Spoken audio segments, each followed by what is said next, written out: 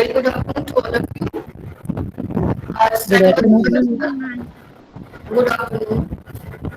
आज psychological perspective of education की class में आरती तिवारी अपना प्रेजेंटेशन कंटिन्यू करेंगी क्योंकि कल उनका प्रेजेंटेशन कंप्लीट नहीं हो पाया था। तो आरती आप रेडी बेटा? Yes, ma'am. ओके, आप प्रोसीड कर सकते हैं।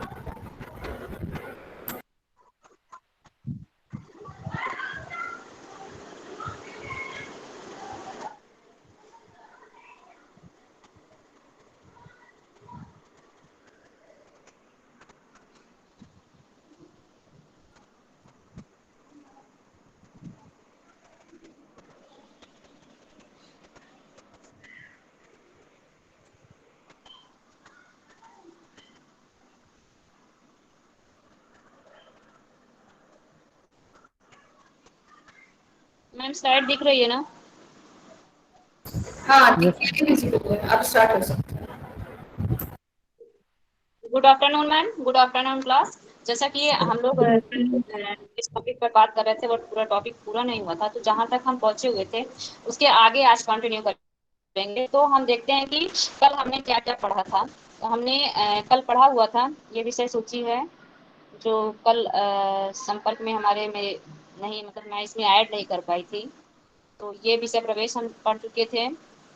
समूहगत शास्त्र का हिंदी में क्या अर्थ है, कुट लेविन ने क्या कहा है, मान्यताएं क्या हैं, और इसकी जो विशेषताएं हैं ये भी हम कल पढ़ चुके थे। जैसा कि इसके आगे हम जानेंगे कि इसके कारक क्या हैं। कारक को जानने के लिए एक बार मैं फिर से विशेषताओं को इसलिए दोहराना चाहूंगी कि जिससे कारक जो है बहुत अच्छे से स्पष्ट हो सके कि समूहगतशीलता के जो कारक हैं वो क्या हैं। तो पहला जो है प्रकृति और विशेषताएं की पहला पॉइंट है समूहगतशीलता के कारण समूह का प्रभाव क्षेत्र होता है। आपको याद ही होगा, मैंने कहा था उसका जब समूह में एक्टिविटी होती है तो समूह समूह का भी प्रभाव होता है। इसकी आज व्याख्या बहुत नहीं करेंगे, बस थोड़ा सा रिमाइंड कराने के लिए मैं कर रही हूँ जिससे कारक को अच्छे से समझा जा सके। और दूसरा पॉइंट है सहयोग, सृजनात्मकता, प्रतिस्पर्धा एवं व्यवस्था आदि सामाजिक गतिशीलता का धनात्मक प्रभाव है। जैसा कि मैंने आपको बताया था प्रतिस्पर्धा हो लेकिन अच्छी वाली हो, यानी कि सृजनात्मक हो। तो अगर ऐसी है तो समूह में या इसकी गतिशीलता जो होती है, सामाजिक गतिशीलता होती है, वो धनात्मक होती है। और अगर इसका अभाव होता है, मान लीजिए सृजनात्मक के बजाय वो बिंदुवान समात्मक है, यानी कि अगर किसी से प्रतिस्पर्धा कर रहे हो तो किसी का काम ही बिगाड़ दो, ये नहीं कि अपना अच्छा करो बल्कि उसी का काम बिगाड़ दो, तो ये क्या होगा, इससे समूह विघटन हो जाएगा और समूह गतिशीलता का कोई जो महत्व होता है वह खत्म हो जाएगा। इसके बाद पॉइंट देखिए लिखा है कि जो भी व्यक्ति होता है, मैंने आपको बताया था कि हर समूह का अपना अपना विशेषता होता है, वही इस पॉइंट में मैंने मेंशन किया है कि प्रत्येक व्यक्ति की तरह प्रत्येक समूह का भी व्यवहार होता है और व्यक्ति जैसे समय समय पर अपने व्यवहार को बदलता है, चाहे मानसिक वजह से, चाहे पारिस्थितिकी तंत्र से के कारण या सामाजिक तंत्र के कारण, उसी प्रकार समूह का जो व्यवहार होता है वो भी बदलता रहता है परिस्थितियों के अनुसार। इसमें भी परिवर्तनशीलता होती है, ये इसकी प्रकृति और विशेषता है। नेक्स्ट मैंने लिखा है समूह गतिशीलता वैज्ञानिक ढंग से यह जानने का प्रयास करता है कि समूह के विभिन्न आंतरिक एवं बाह्य दशाओं में व्यक्ति का व्यवहार और सामूहिक प्रक्रियाएं किस प्रकार की हैं। इसको भी मैंने आपको बताया था कि ये समूह गतिशीलता एक विज्ञान के तौर पे, एक विषय के तौर पे लिया था जिसमें एकदम अच्छे से कारणों का पता लगाया था कि कोई व्यक्ति किस कारण से उक्त कार्य कर रहा है या उक्त कार्य नहीं कर रहा है। तो आगे हम चलते हैं। मैम स्लाइड दिख रही है ना? यस, स्लाइड दिख रही है। क्योंकि संजय भाई का भी मैसेज लिख के आया क्लास ज्वाइन करिए। ओके चलिए ठीक है। आगे हम देखते हैं कि समूह व्यवहार को प्रभावित करने वाले कारक, इसीलिए मैंने उसको दोहरा दिया कि जो प्रतिक्रिया विशेषताएं हैं, क्योंकि जितने भी फैक्टर्स हैं प्रतिकूल विशेषताओं से रिलेटेड होते हैं।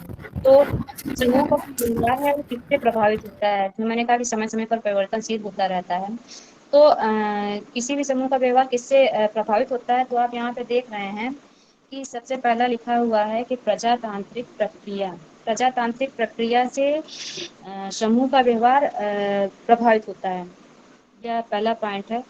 अगर किसी देश में प्रजातंत्र है तो उसका जो समूह व्यवहार है वह दूसरे ढंग से होगा, और वहीं अगर किसी देश में राजतंत्र है, प्रजातंत्र मीन्स लोकतंत्र होता है जिसमें जनता के द्वारा जनता के लिए शासन होता है, और राजतंत्र में एक व्यक्ति द्वारा शासन होता है और वह आनुवांशिक तौर पर ही होता है ज्यादातर, या फिर युद्ध में विजयी कोई भी सेनापति भी कभी कभी राजतंत्र की स्थापना कर लेता है।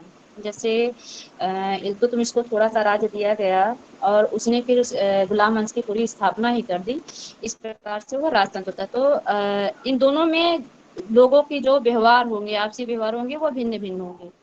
तो यह भी एक बहुत बड़ा कारक होता है। अपने अगर जैसे अगर लोकतंत्र होता है तो व्यक्ति अपना खुलकर भागीदारी करता है, और राजतंत्र होता है तो व्यक्ति क्या कहता है कि जैसा कि आजकल भी देखा गया राजतंत्र की तरह लगभग लोग काम करते हैं। सरकारी संपत्ति को कहते हैं सरकारी, ये कहा जाता है, हमारी थोड़ा है, लेकिन वास्तविकता में क्या लिखा जाता है कि वो सरकारी संपत्ति नहीं कही जाती, उसको कहता है सार्वजनिक संपत्ति, सभी की संपत्ति, लोगों की संपत्ति होती है वास्तविकता में, लेकिन समझ का फेर है तो वो राजतंत्र का ही रूप ले लेती है। दूसरा है व्यक्तिगत एवं समूह लक्ष्य। जैसे मान लीजिए किसी व्यक्ति का लक्ष्य, जैसे हम ही लोग हैं पढ़ रहे हैं, अगर हम लोग का लक्ष्य है कि हम लोग को नेट क्वालिफाई करना है, तो अपने ही ग्रुप में हम लोग कुछ बच्चे या संपूर्ण बच्चे जो नेट में बैठना चाहते हैं, हम लोग एक समूह बनाएंगे, अपना एक स्टूडेंट ग्रुप जैसे हम लोगों ने बनाया वैसे एक नेट का भी ग्रुप बना सकते हैं, और उसमें केवल नेट से संबंधित चर्चाएं कर सकते हैं। तो ये हमारे क्या हो गए कि व्यक्तिगत भी हैं, और चूंकि ये सभी लोगों के लक्ष्य हो जाएंगे तो ये समूह का भी लक्ष्य हो जाएगा। तो व्यक्तिगत और समूह के जो लक्ष्य होते हैं वो भी प्रभावित करते हैं। समूह का लक्ष्य एक अलग से भी हो सकता है, जैसे कि मान लीजिए कितने जो रेप केसेस हुए हैं तो वो समूह किस तरह बना, पहले एक बड़ा लक्ष्य, कई लोगों का वो लक्ष्य था, एक ही व्यक्ति का नहीं था, लेकिन जब कुछ लोगों ने उस समूह में भाग लिया तो बाकी लोगों ने भी, क्योंकि उस समूह का लक्ष्य क्या था कि इंसाफ दिलाना, तो वो भी उसमें इंटर हो गए, उस समूह के सदस्य बन गए। तो ये भी उसको प्रभावित करता है कि आपका समूह का लक्ष्य क्या है, समूह व्यवहार किस तरह से व्यवहार करेगा। दूसरा है लगाव। नेक्स्ट पॉइंट मतलब है लगाव। लगाव में क्या है, समूह का निर्माण जैसे जब होता है या किसी भी समूह गतिविधि का सफल संचालन तभी होता है जब उसमें के सभी सदस्य जो हैं वो अपने कर्तव्यों के प्रति निष्ठावान होते हैं और ईमानदारी पूर्वक सारा काम करते हैं। जैसे हम लोगों में ये हो गया कि मान लीजिए कभी टीम वर्क दे दिया गया, अभी जब प्रोग्राम हो रहा था तो ये हो रहा था कि फूलों को सजाइए, आप लोग ऐसा करिए, तो अगर हम लोग को निष्ठा ना होती तो वो जो ग्रुप वर्क है तो वो फेल हो जाता, समूह गति क्या होती वो अच्छी ना कही जाती।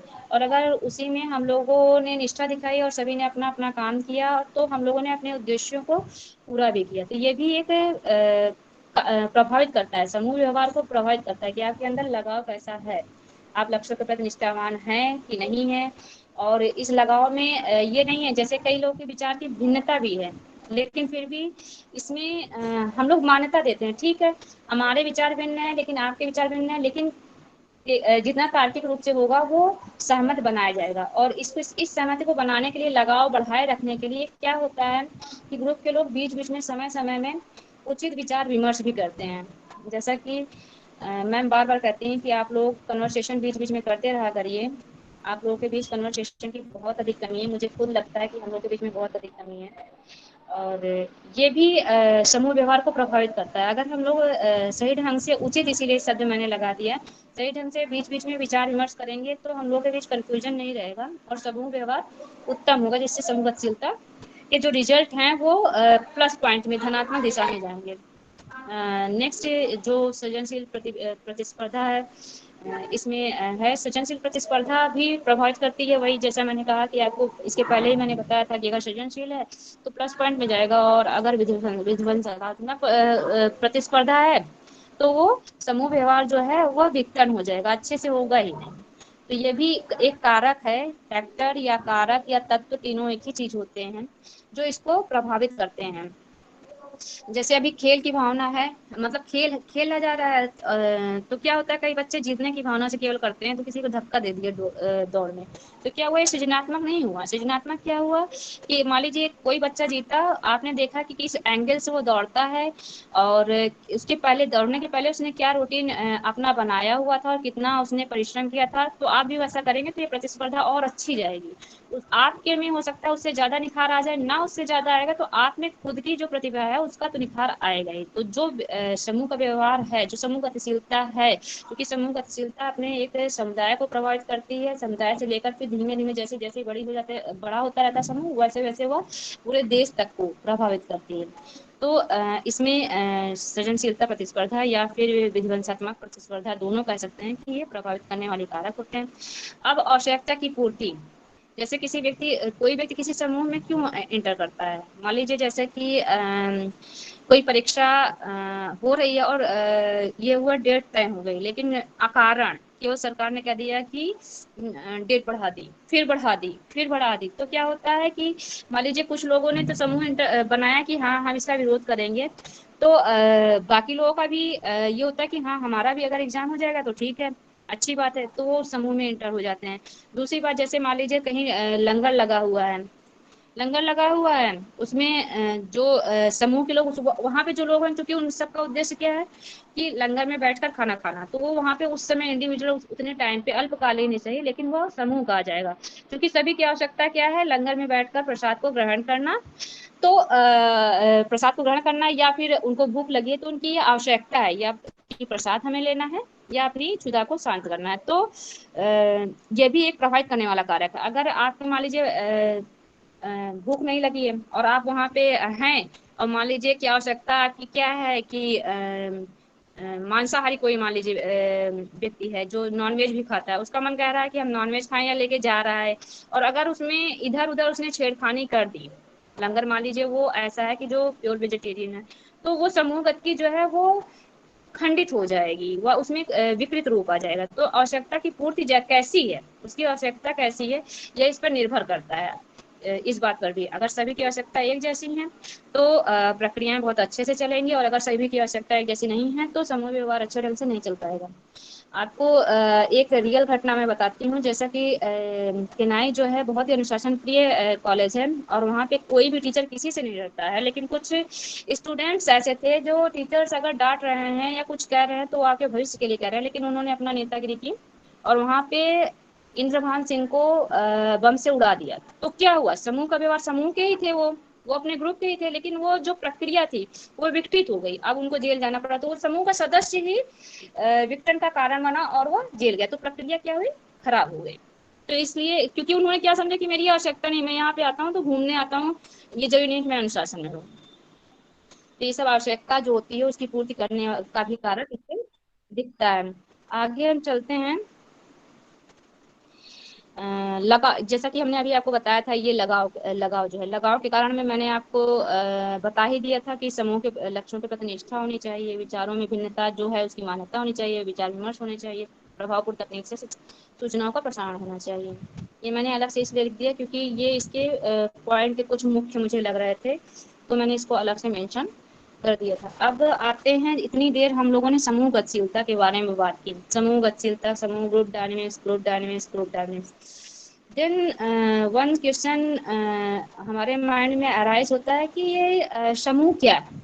छोटे छोटे शब्दों में तो हम लोग जानते हैं कि समूह क्या है, दो व्यक्तियों का जो मेल मिलाप होता है, या दो से अधिक व्यक्तियों का जो मेल मिलाप होता है वो समूह कहलाता है, इस ढंग से जानते हैं। लेकिन चूंकि समूह शब्द एक व्यापक शब्द है, तो उसके लिए कई मनोवैज्ञानिकों ने, समाजशास्त्रियों ने अपने अपने विचार व्यक्त किए हैं और उनको परिभाषित भी किया है। तो यहाँ पे हम समूह की परिभाषाओं को अच्छे से समझेंगे और फिर अंततः निकालेंगे निष्कर्ष क्या निकलता है, समूह का वास्तविक आशय क्या है। तो यहाँ पे हम सबसे पहले जानेंगे बोगार्ट्स के अनुसार क्या है। बोगार्ट्स ने कोटेशन लिखा है कि सामाजिक समूह से तात्पर्य दो या अधिक व्यक्तियों से है जिनका कोई समान उद्देश्य होता है, यानी कि जो उनके एम होते हैं वो समान होते हैं, जो एक दूसरे से प्रेरित होते हैं, एक दूसरे के साथ जैसे कार्य करने के लिए प्रेरित हो कि हाँ वो भी पढ़ रहा है हम भी पढ़ें और हमारा उद्देश्य तभी अच्छे से प्राप्त होगा। जिनमें समान निष्ठा होती है, ये नहीं है कि एक ही व्यक्ति काम करे। हमारा घर भी एक जान लीजिए एक हिसाब से समूह ही है। अगर परिवार के सभी लोग अच्छे से काम ना करें तो परिवार भी सही ढंग से नहीं चलता, खास करके ज्वाइंट फैमिली तो बिल्कुल नहीं चल पाती। तो उनको समान निष्ठा भी होनी चाहिए कि हाँ हमें भी ये काम करना है, हमारी भी ये जिम्मेदारी है। तथा जो एक जैसी क्रियाओं में भाग लेते हैं, एक जैसी क्रियाओं में भाग लेने का ये देखिए मेन पॉइंट बता रहा है कि शिक्षा प्राप्त करना हुआ इस टाइप का है, या किसी को न्याय दिलाना हुआ इस टाइप का है, या किसी बात का विरोध करना हुआ इस टाइप का है। तो इन्होंने इसमें एक चीज मेंशन कर दी है यहाँ पे। परिवार का उदाहरण बहुत अधिक सटीक नहीं बैठा रहेगा, अगर अंत का शब्द लिया जाए तो ये सटीक बैठेगा उनमें जो किसी उद्देश्य विशेष, जैसा कि भी मैंने उदाहरण दिया उसके लिए। तो ये बोगार्ट्स के अनुसार परिभाषा हो गई। ठीक है, आगे हम बढ़ते हैं। क्लास स्पीड तो कल की तरह बहुत तेज नहीं है क्लास। यस ठीक है। ओके, कल स्पीड बहुत तेज थी तो इसलिए मैंने सोचा कि थोड़ा सा धीमे करने का प्रयास किया जाए। फिर उसके बाद आता है फिल्डर के अनुसार। फिल्डर ने क्या व्यक्त किया है परिभाषा के अनुसार? उन्होंने कहा है समूह व्यक्तियों की एक ऐसी जमात है जिसका उद्देश्य समान लक्ष्य की प्राप्ति है तथा जिसके एक सदस्य पर किसी घटना के प्रभाव से अन्य सभी सदस्य प्रभावित हो सकते हैं। अब देखिए फिल्डर के अनुसार क्या है? जमात माने होता है इकट्ठा, यूनिटी, एक हिसाब से यूनिटी कहा जा सकता है या इकट्ठा होना कहा जा सकता है। तो इसमें आप एक उदाहरण ये दे सकते हैं कि मान लीजिए अपना क्लास ही है। अगर किसी बच्चे को चोट लग जाता है, अपने लोग का क्लास है वो एक समूह की तरह है, और पढ़ते समय मान लो क्लास चल रहा है और उसी में किसी बच्चे को जैसे हफनी आने लगी या कुछ भी होने लगा, ऐसा हो ना, लेकिन अगर ऐसा कुछ होने लगा तो ये जरूरी नहीं है कि वही प्रभावित हो रहा है।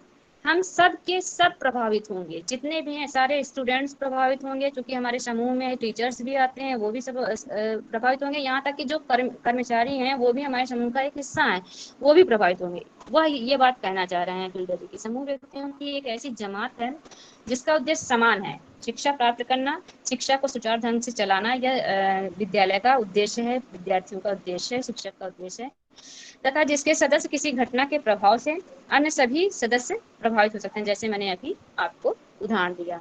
ऐसा केवल स्टूडेंट के प्रति नहीं है, किसी भी कर्मचारी के प्रति भी हो सकता है, शिक्षक के भी प्रति हो सकता है, ईश्वर ना करे कभी ऐसा हो। आगे चलते हैं। समूह शब्द का अर्थ और परिभाषा में मैक डेविड ने क्या कहा है? उन्होंने कहा है एक समूह अधिक व्यक्तियों की एक संगठित प्रणाली है जो एक दूसरे से संबंधित है ताकि यह कुछ कार्य कर सके।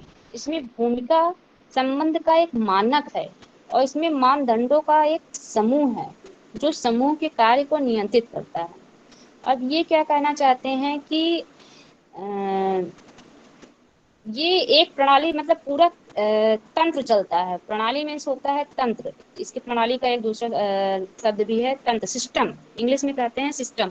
तो सिस्टमैटिक सिस्टम है, इंग्लिश में इसको कह सकते हैं सिस्टमैटिक सिस्टम है ये, जिसमें कि सभी एक दूसरे से संबंधित होते हैं और सभी के कार्य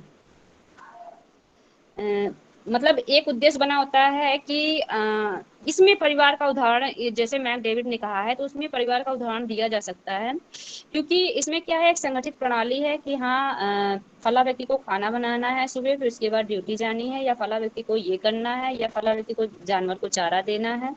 तो क्या है कि एक दूसरे से संबंधित भी है, ये भी नहीं है कि एक का कार्य दूसरे को प्रभावित नहीं कर रहा है, एक दूसरे से संबंधित है।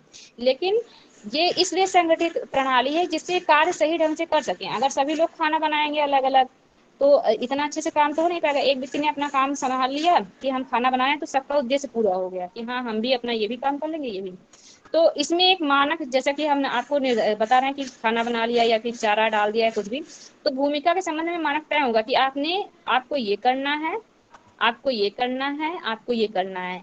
तो मानक तय होंगे कि इतना काम करना है ये। फिर मानदंडों का एक समूह बना दिया जाता है कि भाई मान लीजिए खाना बनाते समय ज्यादा लोगों का खाना बनाना है तो 2-3 लोग उसमें बना ले रहे हैं। इसी तरह से सबका कार्य विभाजित कर दिया जाता है और समूह का जो कार्य है वो नियंत्रित हो जाता है। ये मैकडेविड की परिभाषा पे सटीकता से उदाहरण बैठता है। तो ये हो गया मैकडेविड के अनुसार जो परिभाषा है कि समूह के कार्य को नियंत्रित करता है। अब आते हैं मैकाइवर और पेज के अनुसार। मैकाइवर और पेज ने कहा है, समूह से, थोड़ा सा मिस्टेक लिखने में, समूह से हमारा तात्पर्य व्यक्तियों के किसी जमाव से है जो परस्पर एक दूसरे से सामाजिक संबंध बनाते हैं। अब यहाँ पे मान लीजिए ये कह रहे हैं कि जमाव मतलब वही इकट्ठा या भीड़, इसको कह सकते हैं। तो यहाँ पे आप मान लीजिए आप किसी उसमें गए हैं, क्या कहते हैं, गोष्ठी में गए हैं, सुनने गए हैं मान लीजिए आपको किसी को, तो उसमें आप जितने भी लोग हैं वो समूह के रूप में कहे जाएंगे उस समय इंडिविजुअल, क्योंकि वो उनका मेन तो पहली बात उद्देश्य भी वही है। लेकिन जो मैकावर कहना चाहते हैं कि ये जो गोष्ठियों का आयोजन होता है, सेमिनार का आयोजन होता है, वो सब किसके लिए होता है? अप्रत्यक्ष रूप से समाज के हित के लिए ही होता है। तो वो एक दूसरे से मिले हुए हैं या इकट्ठा हुए हैं। क्यों इकट्ठा हुए हैं? क्योंकि वो उन सभी के बीच एक सामाजिक संबंध है, उस सामाजिक उद्देश्य को प्राप्त करने के लिए इकट्ठा हुए हैं। इस तरह मैकावर और पेज ने जो परिभाषा दी है, तो यह उदाहरण इस पे सटीक बैठता है। आगे चलते हैं, निकॉम्ब ने क्या परिभाषा दी है। निकॉम्ब ने परिभाषा दी है कि उनकी परिभाषा थोड़ा विस्तृत है, लेकिन चूंकि ये पूरी बात लगभग कहना चाहते हैं, जैसा कि कई लोगों ने बस थोड़ा कहा है, तो ये थोड़ा सा ज्यादा कहना चाहते हैं, इसलिए इनकी थोड़ा परिभाषा लंबी है। तो इन्होंने क्या कहा है, निकॉम्ब ने कहा है, एक समूह में 2 या 2 से अधिक व्यक्ति होते हैं जो एक दूसरे के साथ कुछ चीजों के बारे में मानदंडों को साझा करते हैं, जिनकी सामाजिक भूमिकाएं स्पष्ट रूप से प्रभावित होती हैं। इस प्रकार एक समूह को कुछ सामान्य मूल्यों को साझा करने के लिए एक दूसरे के साथ बातचीत करनी चाहिए। और तीसरी बात यह है कि इन व्यक्तियों के पास कार्य करने और एक दूसरे को बांधने के लिए एक सामान्य सामाजिक उद्देश्य या भूमिका होनी चाहिए। पीछे जितनी भी परिभाषाएं दी गई हैं, लगभग उन सबको इन्होंने लिख दिया है अपने कोटेशन में, कि मतलब 2 व्यक्तियों का संगठन है और एक मानदंड, जैसा कि उन्होंने कहा था कि मानदंड निर्धारित होना चाहिए, सामाजिक भूमिकाएं स्पष्ट होनी चाहिए कि क्या करना चाहिए, क्या नहीं करना चाहिए, और एक दूसरे से बात, जैसे कि लिखा है कि मतलब इसमें इसके पहले भी मैंने कुछ बताया था, जो वो इसी से देखिए लिखा है इसमें, सामान्य मूल्यों को साझा करने के लिए एक दूसरे से बातचीत भी करनी चाहिए। तीसरी बात इन्होंने बताया कि सामाजिक उद्देश्य होना जरूरी है, कि हम क्या करना चाहते हैं। ये सामाजिक तौर पर बहुत अधिक ज्यादा विशेष बात दे रहे हैं। इंडिविजुअल इतना इनको जोर नहीं दे रहे हैं जितना कि ये सामाजिक तौर पर दे रहे हैं। जैसे अगर छोटे समूह की बात की जाए तो वैसे समाज का लघु रूप परिवार होता है, कहा जा सकता है कि वह भी सामाजिक में ही है। लेकिन अगर व्यापक रूप में देखा जाए तो ये व्यापक रूप का आशय ज्यादा लेते हैं निकॉम्ब जी।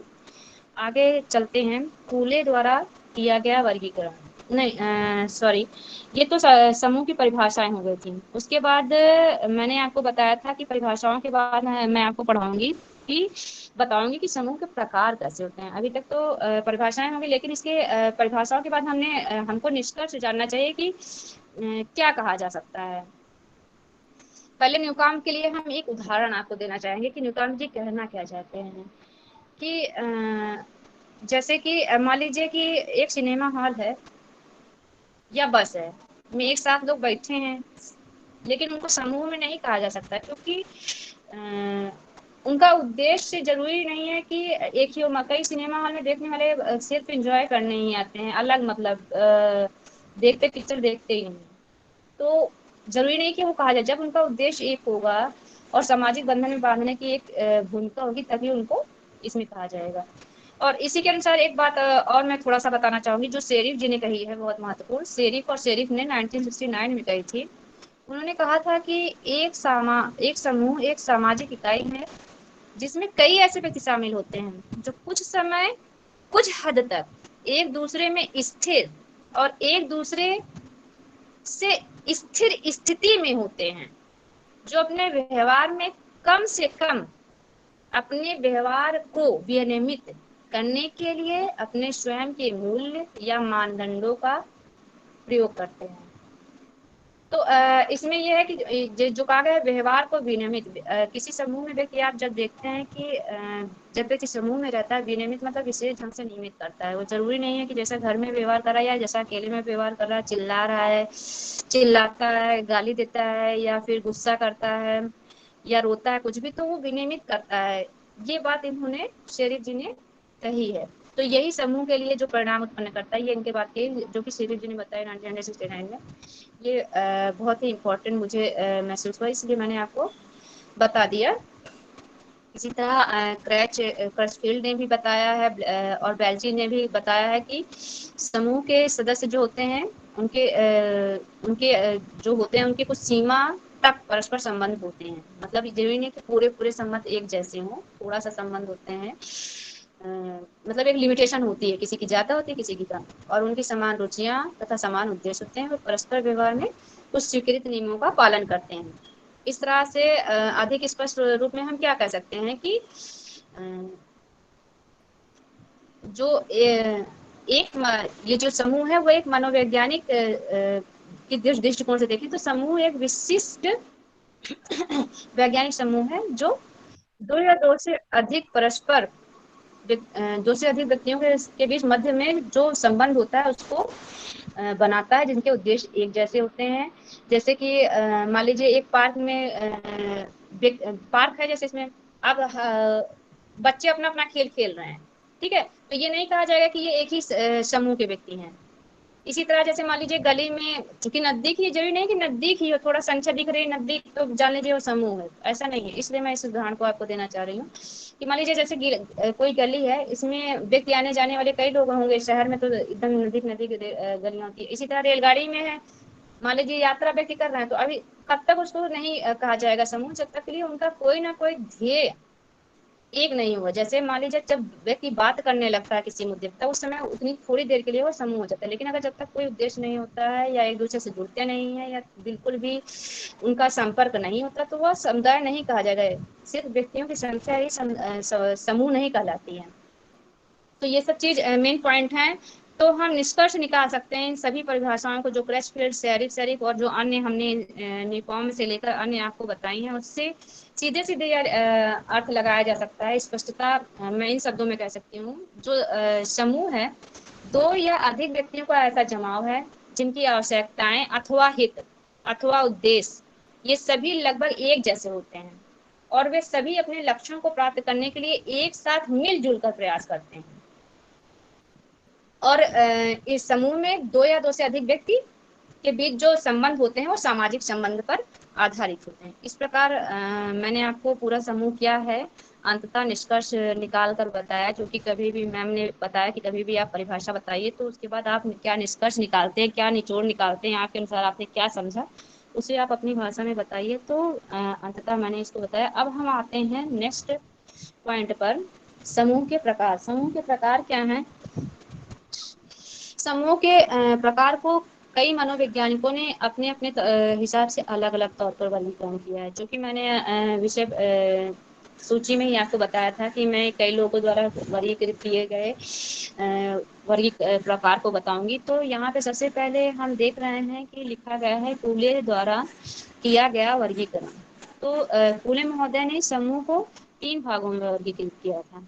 पहला है प्राथमिक समूह, जिसे स्वाभाविक समूह भी कहते हैं।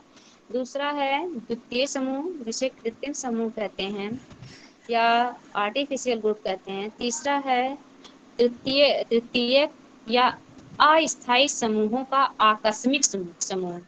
इसको हम व्यापक रूप में समझेंगे, इसका अर्थ क्या होता है। अब एक एक चीजों को हम उठाएंगे कि प्राथमिक समूह क्या होते हैं। तो प्राथमिक समूह क्या होते हैं? इस प्राथमिक या स्वाभाविक समूह, ये समूह जो हैं इस प्रकार के होते हैं जिसमें स्वतः मतलब इसमें स्वतः ही सदस्यता बन जाती है। जैसे कि हम आपको उदाहरण दे रहे हैं, मतलब इसमें बनाना नहीं पड़ता है, ये स्वतः ही रहता है। जैसे आप एक परिवार में जन्मे हैं तो आप उसके समूह के सदस्य हैं। एक राज्य में हैं आप तो उसके सदस्य हैं। ये प्राथमिक या स्वाभाविक समूह, इसमें कोई निर्माण नहीं कर रहा, ये अपने मन से आप उसके सदस्य हैं ही, राष्ट्र है वो भी उसके भी सदस्य हैं, तो ये प्राथमिक समूह में आता है या स्वाभाविक समूह में आता है। इसमें कोई भी ये नहीं होता है कि हमको निर्माण करना है समूह का। चलिए ग्रुप ग्रुप जो कोई व्यक्ति कहता है ना ग्रुपबाजी, तो ग्रुपबाजी जरूरी नहीं है कि गलत शब्दों में अर्थ किया जाए। अगर ग्रुपबाजी को सकारात्मक मोड़ दिया जाए तो वह बहुत अच्छा होता है। दूसरा हम आते हैं द्वितीयक समूह, ये पुले जी के अनुसार बता रहे हैं। दूसरा जो है वो द्वितीयक या कृत्रिम समूह है।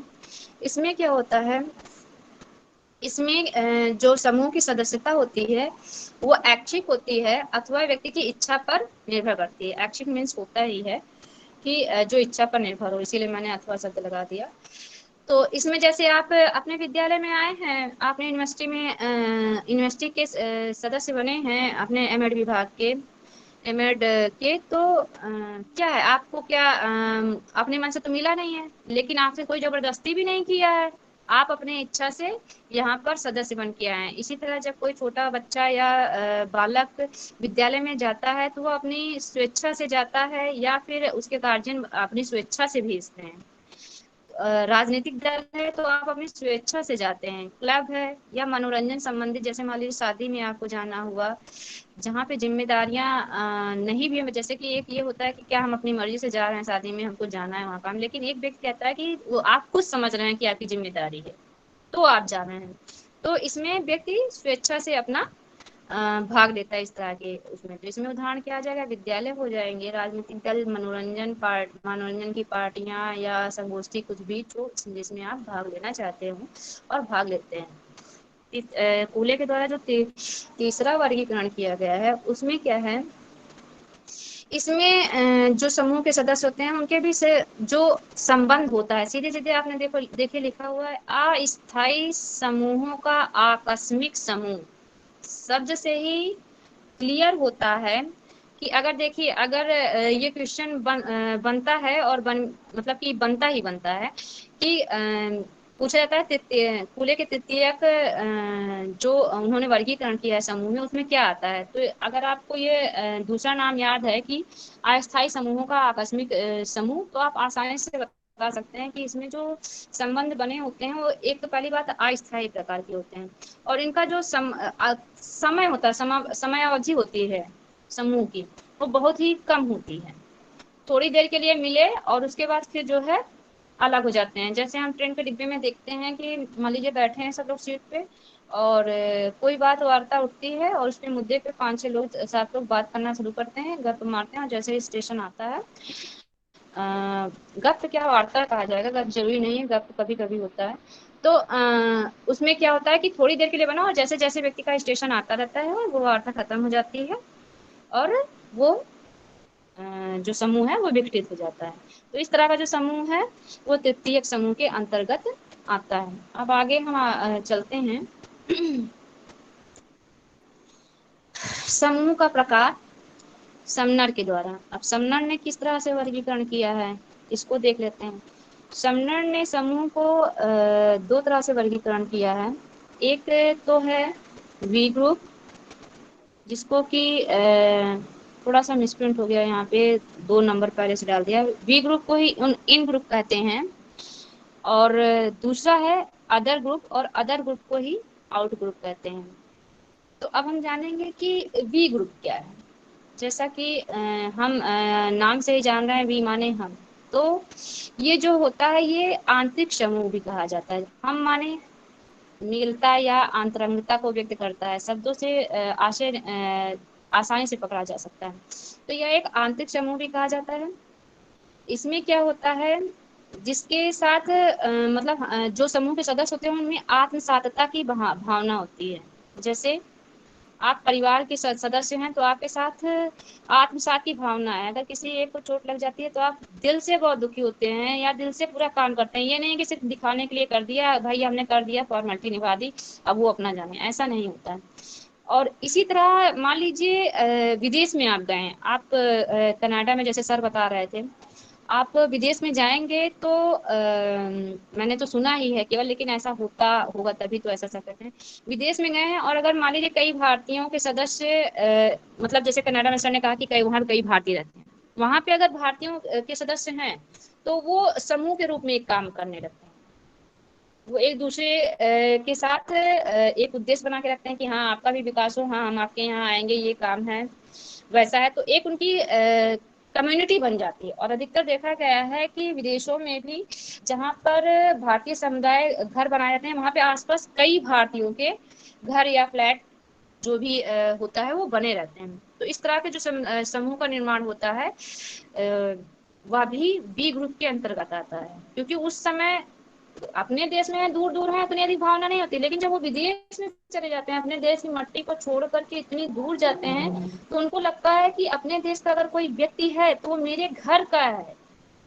अगर उसे कोई कष्ट होगा तो बाद में हमको भी परेशानी हो सकती है, क्योंकि ये विदेश है, हम लोग एक रहेंगे, हम लोग के लक्ष्य एक रहेंगे, हम लोगों में एकता बनी रहेगी, तो हम अपना जीवन यापन अच्छे ढंग से कर सकेंगे। तो ये तो हो गया, दो उदाहरण मैंने आपको बता दिए वी ग्रुप के या इन ग्रुप के। दूसरा है अदर ग्रुप। अदर ग्रुप को आउट ग्रुप भी कहते हैं। आउट ग्रुप जैसा कि नाम से समझ में आ रहा है, बाह्य ग्रुप। इसमें क्या होता है, इसके सदस्य जो होते हैं जिसके इसके सदस्य बाहरी या अपने से दूसरे व्यक्ति सदस्य तो होते हैं, लेकिन क्या समझते हैं कि जो व्यक्ति है, समूह का व्यक्ति जो है वो मेरा अपना नहीं है, इतना अपना नहीं है। जैसे हमने पहला इन ग्रुप वाला बताया, वो समझता है कि समूह के व्यक्ति जो है वो है तो, लेकिन वो बाहरी है। इस तरह का भी ग्रुप बनता है, ठीक है। उसे वो अपना नहीं मानते हैं। तो इसमें क्या होता है,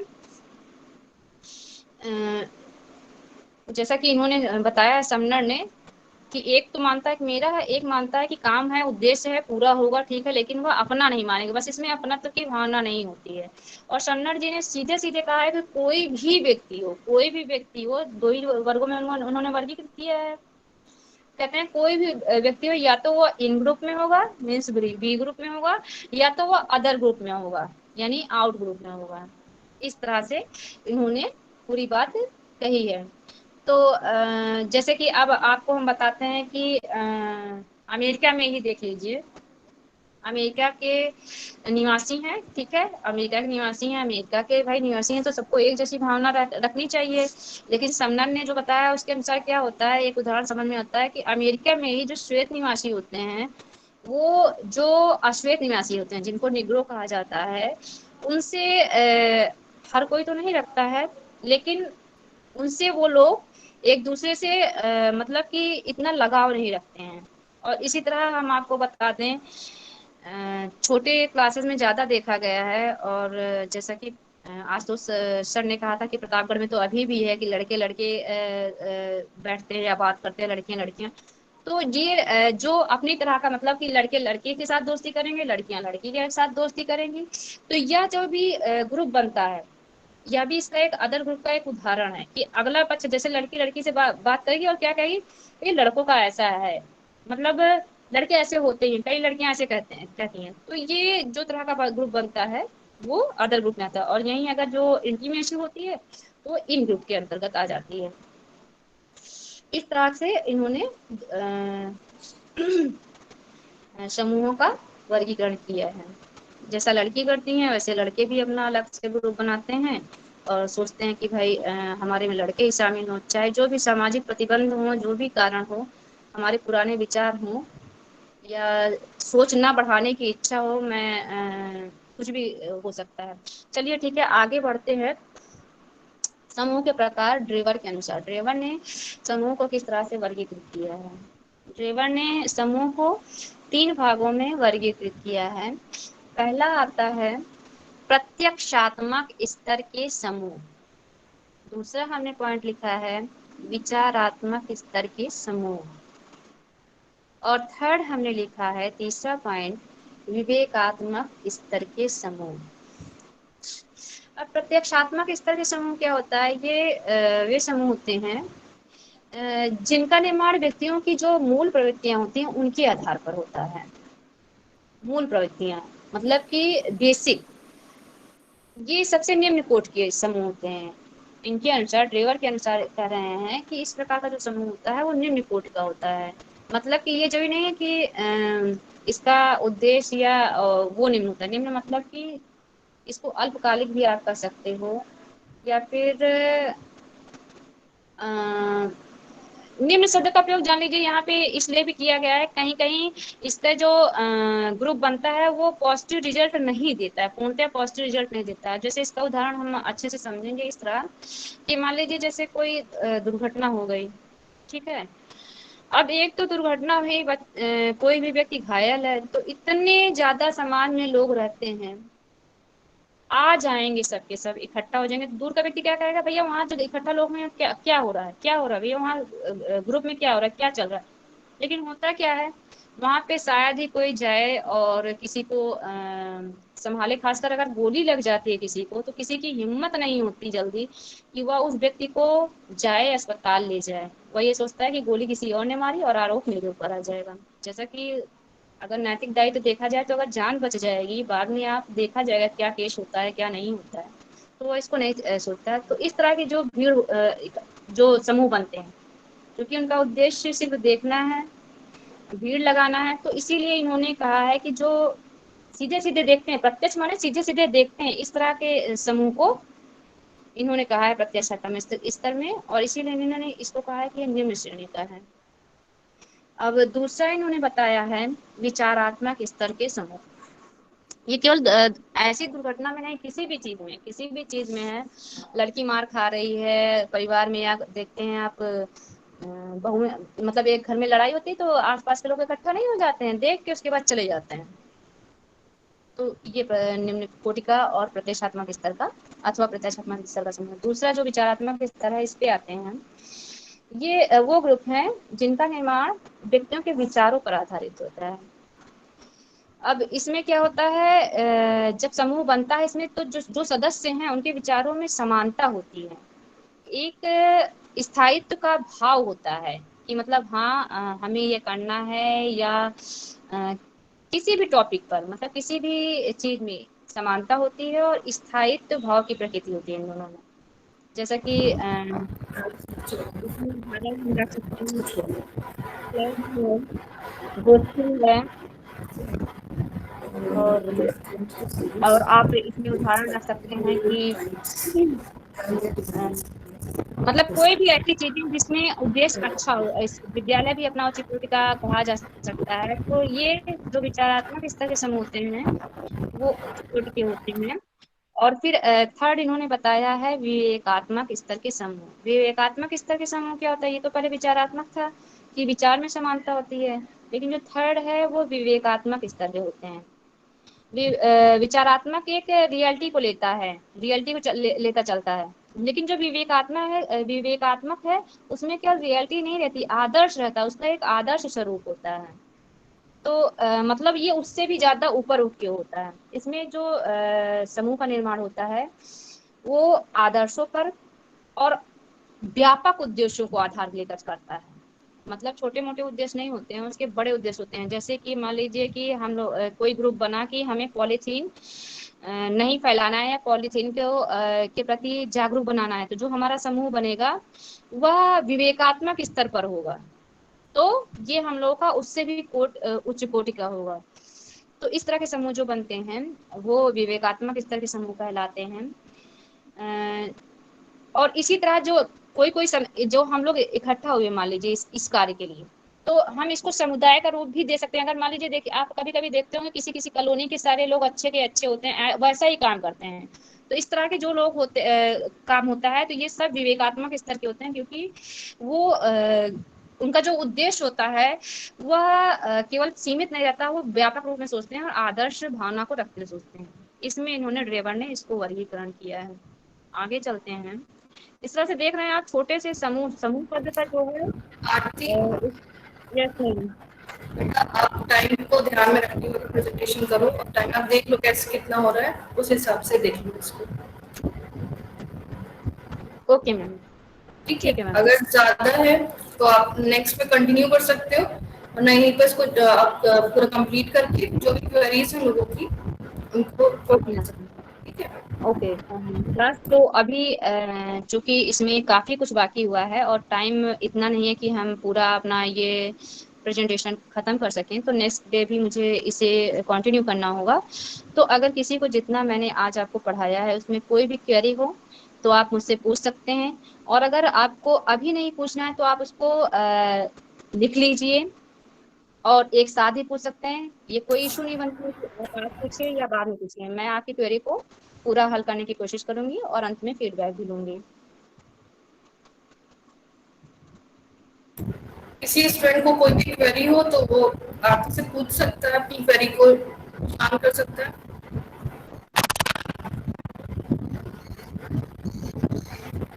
आरती, मुझे लग रहा है किसी भी स्टूडेंट को कोई क्वेरी नहीं है, उनको सब कुछ समझ में आ रहा है आप जिस तरह से एक्सप्लेन कर रहे हो। तो इसी के साथ आज की क्लास हम यहीं पर फाइंड अप करते हैं। Okay ma'am. नेक्स्ट क्लास में आप पूरी कोशिश करना कि आपका प्रेजेंटेशन कंप्लीट हो जाए, ताकि आगे जो नेक्स्ट स्टूडेंट्स हैं उनको भी टाइम मिल सके, ठीक है। आपके एग्जाम्स का भी आप लोगों को बताया जा रहा है अभी, तो उस हिसाब ओके से मैम। प्रेजेंटेशंस को हमें जल्दी कंप्लीट करना है। इसी के साथ आरती मंडे को प्रेजेंटेशन करेंगी। आप लोग की Yes. जो भी क्वेरीज होगी, अगर अपनी आप बताना चाह रहे हो तो उस दिन आप लोग कर सकते हो। तो आज की क्लास में फाइंड अप करते हैं। Thank you class. Thank you, ma'am. Thank you, thank you class. Ma'am. Thank you. Thank you, ma'am.